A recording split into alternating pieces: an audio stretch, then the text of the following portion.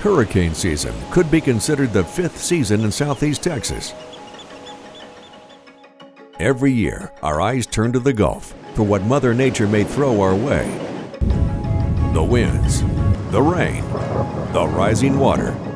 Over the years, we've seen it all, from the power of Rita and Laura to the devastating flooding of Harvey and Imelda. As the calendar turns from May to June, 12 News is your hurricane headquarters.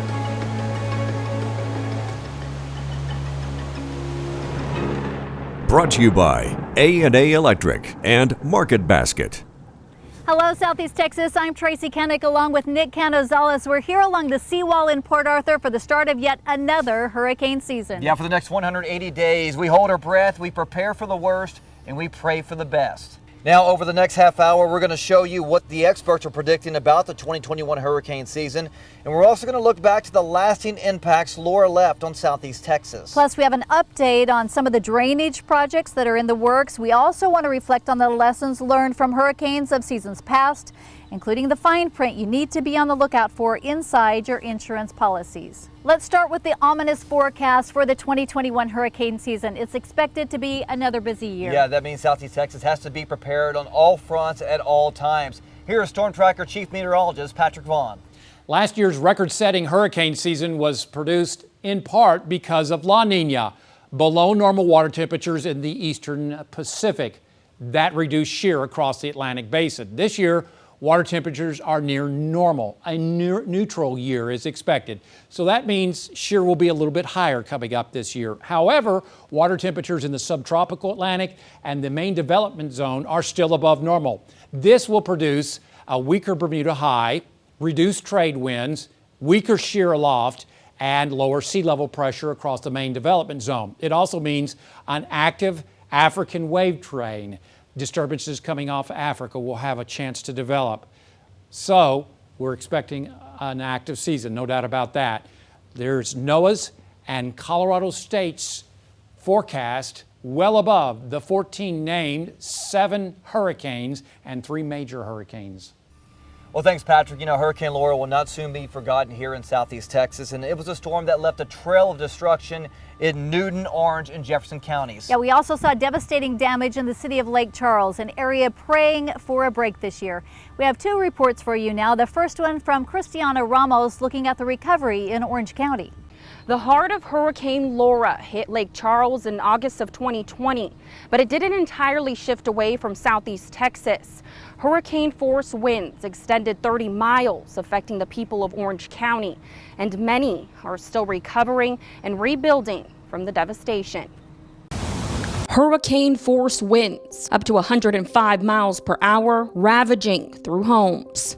Messed up my roof on my house where I got leaks. The tree just fell on top of my house and it landed in my boys' bedroom and it knocked the whole roof over onto the side. Orange County had $5 million worth of damage reported, like Norman Gillott's home. A good rain, I'd have to put buckets out and throw the water out to catch the water to keep it from getting everything soaked. Some homes were destroyed, like Yesenia Lozano's. After Lori hit, we've been in this RV. You really can't cook a meal in there. Norman has lung disease, which causes problems with his breathing.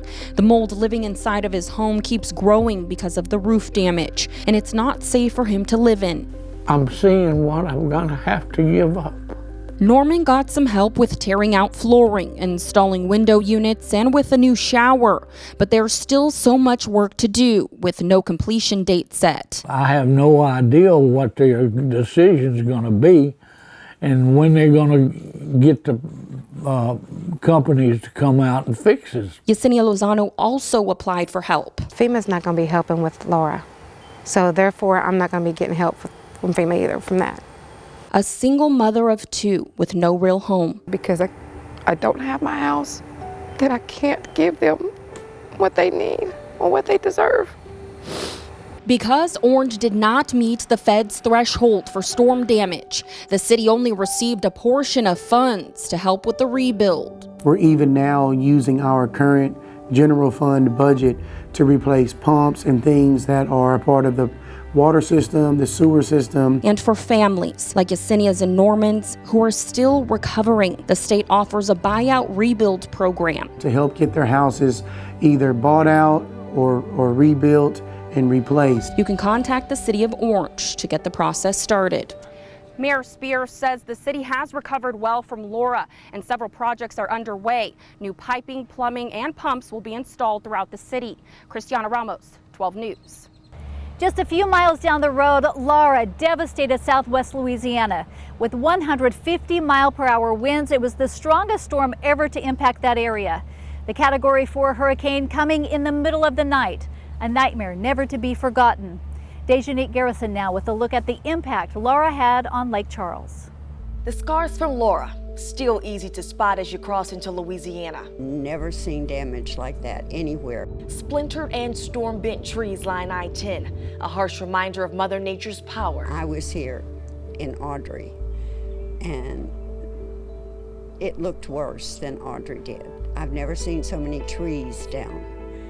I didn't know we had that many trees till you see them on the ground. Rebuilding, very much a slow process, even nearly a year after this storm.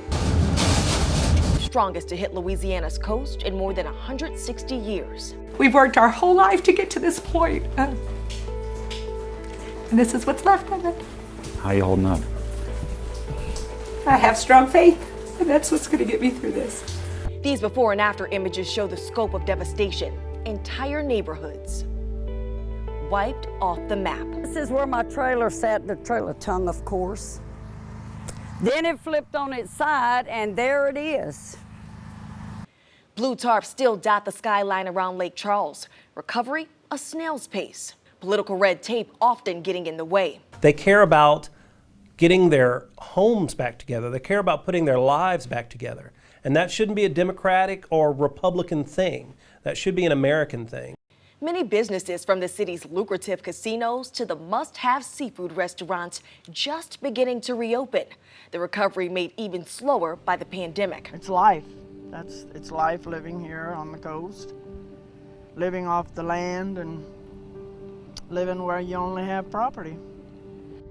And you can still hear the strain in the voices of those most impacted. Big heart to come back. That it does. It takes a big heart. Heart on the pocketbook.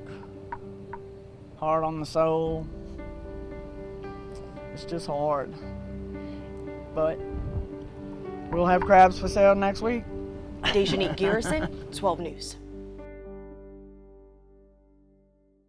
All right, thanks, Dejanique. You know, it doesn't take a hurricane for us to flood. As we saw a few weeks ago, our area is susceptible to flooding year-round. So are we ready for hurricane season?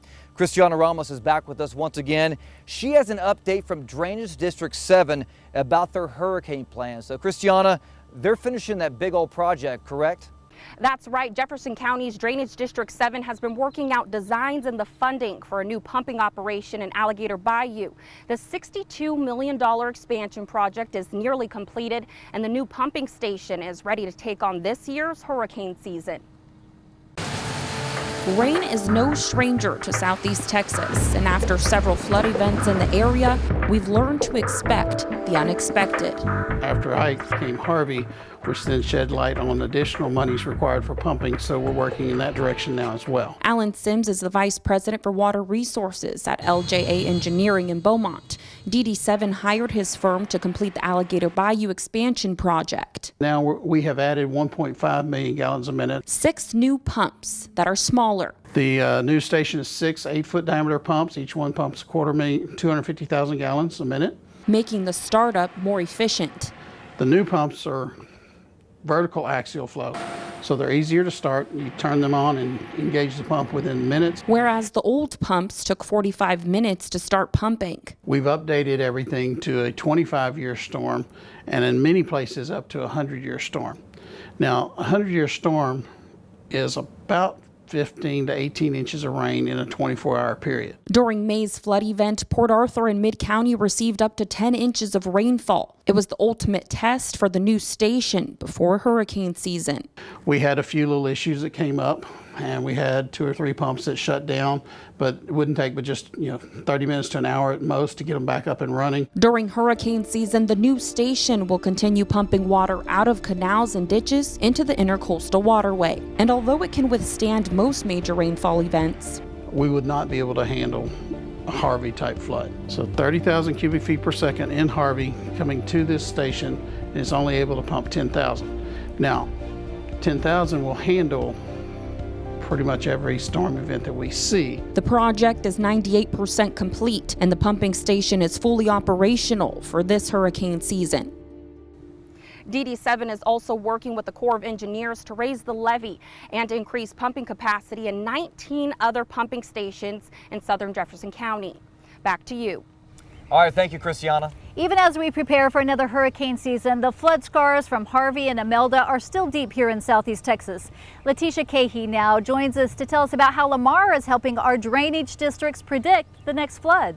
We get rain that just floods where you don't expect it. In Southeast Texas, we've heard this echoed so many times. And because of that, Southeast Texas has become the focus of the country when it comes to flooding. You understand that Hurricane Harvey, right here south of Beaumont, got more rain than ever fell in any storm recorded in U.S. history. After Imelda, Lamar University was approached by the University of Texas, the Texas Division of Emergency Management, and TxDOT to form a flood coordination study. One central place to bring everybody to the table, with Dr. Hasselbeck herding the team. What is happening and we've seen in the last 5 years is not something that was experienced much in the last 100 years. And with that, new data needs to be compiled to update current models and infrastructure. So how does the team plan on gathering this data? These sensors are about 10 inch by 10 inch, and the team hopes to have at least 50% of them installed across southeast Texas by the end of summer. Dr. Hasselbeck is hoping to get the word out so that the public is aware of what they are and not damage them, so data collected can improve resiliency in communities. What these sensors will help with is knowing where the water's coming from to make it so that they can use those funds the best way to mitigate the most. USGS gauges are well-established fixtures in the Sabina-Neches River areas that already test river flooding. But with what Dr. Hasselbeck calls the onset of stalled storms, they had to figure out a way to enhance gauge data. And that's where Homeland Security got involved, providing about 125 sensors for the project. It could not be done if it wasn't for the fact that all these amazing groups of people, federal, state, regional, local, industry, everybody has worked together, and it's pretty amazing. Dr. Hasselbeck is hopeful that this will help the response and recovery after the next storm. But if the proposal is approved, it will take a couple years to gather all the data and then turn it over to agencies who can then apply for grants to update modeling and improve infrastructure. Letitia Cahey, 12 News. Still ahead, the top mistakes insurance agents see during hurricane season. And next, the chaos and confusion of evacuating during a storm, the routes to keep in mind now. And as we head to break, do you know where the greatest danger in a hurricane is? The answer when we come back. Where is the greatest danger in a hurricane? It's the eye wall, where a tight cluster of thunderstorms rage around the center of the storm. Well, welcome back. You know, hurricane season is here, and there's a really good chance that our area could be under a mandatory evacuation once again. Yeah, it happened last year with Laura, and a lot of people didn't know the correct routes to use to get out of town. Christiana Ramos joins us again now with a look at those hurricane evacuation routes you need to know. Christiana? Evacuating during a hurricane can add more stress and anxiety during hurricane season. But knowing how to prepare and where to go, we're hoping will ease some of your worries this year. We've seen the chaos, the confusion. This is my first one evacuating. And the frantic line of cars trying to get out of the crosshairs of Mother Nature. This is too much traffic on the way. There's going to be more problem on the way than staying here. Evacuating as a storm threatens is a way of life here in Southeast Texas. But do you know evacuation etiquette? Yeah, I think it's incumbent upon everybody to have a plan in place to be prepared for a storm. When a hurricane is about to hit our area, evacuations will be issued 48 hours in advance for the most vulnerable populations and 24 hours in advance for everyone else. You never really want to evacuate east or west because if the hurricane takes a jog to the left or jog to the right, you actually might be putting people in harm's way. The key highways you need to know: Highways 96 and 69, the main routes that take you north. We always want people who have flexible schedules and the ability to afford a hotel or stay with a relative elsewhere to go ahead and get out early. Because additional transportation corridors will not be available this year. Let's rewind real quick. Preparation before an evacuation is going to help reduce the stress. Important documents, take your insurance paperwork for your home, family heirlooms. Keep your gas topped off throughout hurricane season in case you have to evacuate. Then when it comes time to getting out, Jefferson County evac hubs include Port Arthur and Beaumont Civic Centers and Westbrook High School. From those hubs, they'll get put on buses and they'll get shipped to a shelter city. In the past, smaller cities weren't able to hold thousands of evacuees, so Jefferson County has been working with the state, getting bigger cities involved this hurricane season. Now is the time to have an evacuation plan ready. For more information on how to prepare, visit ready.gov. Cristiana Ramos, 12 News. And we have that link and those maps posted inside the 12 News Now app. Well, evacuation plans aren't the only thing you need to have ready this hurricane season. 12 News anchor Sharday LeRae has your checklist for things that you can do right now to get prepared for the next storm. We hear it every year: prepare and prepare early for hurricane season. But sometimes living in a hurricane zone, we take some things for granted. Now here's some ways you can prepare ahead of the storm. Be sure your important documents are safely stored in waterproof containers.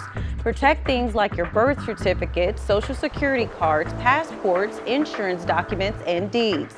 There are some essential items you want to keep in stock: flashlights and extra batteries, a fire extinguisher, and a battery-operated radio. You can also add cell phone charger packs to the list. Preparing your home is more than picking up lawn chairs. Make sure you know how to turn off the gas and water lines, have the appropriate wrench needed, and where your shut-off valves are located. There are some things you may not think about, including looking out for your neighbor, especially those who may live alone. People over 60 are 8 times more likely to lose their life in a hurricane, a staggering number you may not even think about. We have a full list of things you can do now to protect your family during hurricane season. Look for the hurricane section inside the 12 News Now app. Still ahead, how you can stay weather aware no matter where you live. And next, 3 quick things you should do before a storm heads to the Gulf. But first, do you know what side of a hurricane is strongest? The answer when we come back. The strongest side of the hurricane is the area east of the eye wall, where we usually see the strongest winds, greatest storm surge, and greatest tornado risk. Welcome back. 12 News is your hurricane headquarters, and one of the top questions we get every hurricane season is about insurance. Yeah, it's one of those things that you hate paying for, but it is a necessity, especially here in hurricane zone. Jordan James now with some of your top questions answered. The images of the after effects from powerful storms are just downright scary. Thousands of buildings damaged, homes flooded, and personal belongings ruined. And all of this can happen again with another big storm, a reality in our area that many know all too well. A lot of people, most people that were flooded, don't have flood insurance because they're not in flood zones. Having insurance now seems like a necessity in Southeast Texas. Insurance agents all over the U.S. say some of the biggest issues are people not inspecting hazards around their homes before the storm, and people not really knowing or understanding their coverage because they only look at their policy at certain times. Always tell people you have to defer to the adjuster that you have that's adjusting your flood insurance claim as to what's covered and what's not covered and to what extent those items will be covered. So here's 3 quick things to do before the storm. First, look at your deductible and understand your out-of-pocket costs should you need to make a claim. Second, walk your house and make a video. At the very least, still photos of what you have. It makes the claim process a lot easier and faster. Thirdly, understand that flood insurance is a separate policy from your homeowners. If you live in a flood zone, you probably already know, but if you have a creek or a river nearby, investigate your exposure to rising water. Take your time, be patient, and the help's out there. It's just coming. It's just slow. So prepare now to be ready when storms come. Make sure you read that policy and keep it somewhere safe. If you leave, take a copy with you. Jordan James, 12 News. The top mistakes insurance agents see is people waiting until a storm threatens before checking out their policies. Now, do not wait until a storm is in the Gulf to make sure that you're properly insured. Sometimes it takes time for policies to actually go into effect, and insurance will let you buy new or additional insurance if you're under a hurricane threat. Did you know that hurricanes produce enough energy in one day to run the lights of Las Vegas for years? 12 News is your hurricane headquarters. More from Port Arthur when we come back. On this first week of hurricane season, our attention once again turns to the Gulf. And we want you to know that 12 News is here, putting Southeast Texas first all season long. All you have to do is bookmark 12newsnow.com/hurricane. You can always get the latest hurricane forecast, cones and tracks, plus tips to help you prepare should a storm threaten our area. You can also text Hurricane to 409-838-1212. We'll send you the latest on storms threatening Southeast Texas and the U.S. Again, that's Hurricane to 409-838-1212. And make the 12 News Now app part of your hurricane checklist. Yeah, we made it easy to that way you can get alerts so you can be the first to know about storms impacting the Gulf Coast. Here's how to get alerts. Once you've downloaded the app, go to settings and then tap severe weather alerts. You can also change your default location and sign up to get watches and warning alerts. That way you'll always be one step ahead of Mother Nature. From all of us here at 12 News, stay weather aware this hurricane season. And remember, 12 News is your hurricane headquarters.